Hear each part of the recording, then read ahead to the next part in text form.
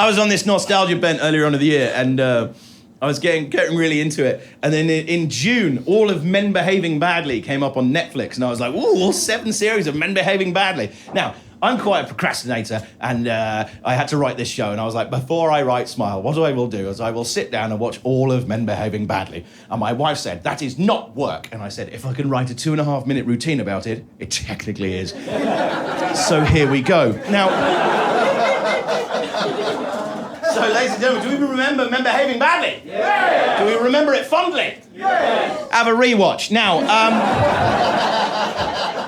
I was very shocked to rewatch it. Remember, it was on BBC One, so it was paid for with taxes, like hospitals. And my abiding memory of the programme was having to brush my teeth and get into my pyjamas before I could watch it with my mother and father and sister. So I was rather alarmed to realise when rewatching it that 15 minutes of every episode is devoted to 2 men discussing masturbating over Kylie Minogue. And I remember sitting there as a family all watching that being like, Mum, can I watch Terminator 2? Of course not, it will warp you. Watch this.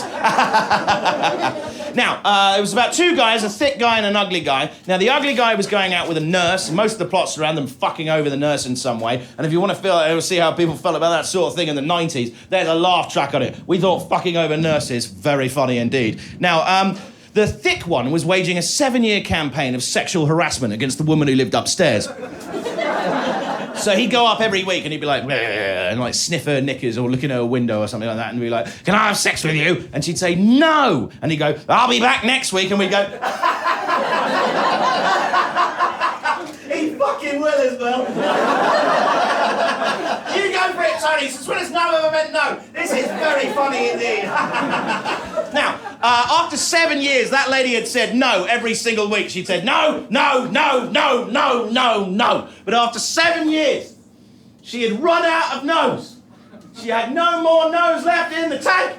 And she gave in and she let him fuck her.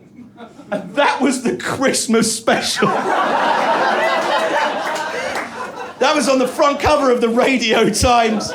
If you're feeling bleak in 2019 and you think we're a divided society who've gone backwards and we have progressed in no way in the last 20 years, let me just give you this comforting piece of information. More people in Britain tuned into and enjoyed that woman giving in to that idiot than voted for either side of Brexit. So we've moved on. We have moved on.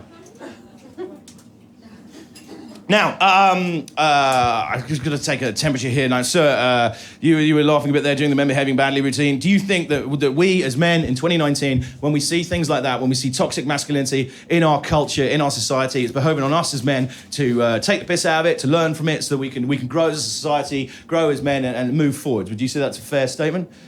Yeah, okay. Other guys in the room, fairly well, like we're all on board with that? Like we should take the piss out of toxic masculinity so we can move on, yeah? Yeah, okay, ladies, do you think it's us guys' responsibility to mock that sort of thing, learn from it, move on? Would you say that's fair? Yeah, okay. Well, I'm all about equality, so buckle up, girls. It's your turn.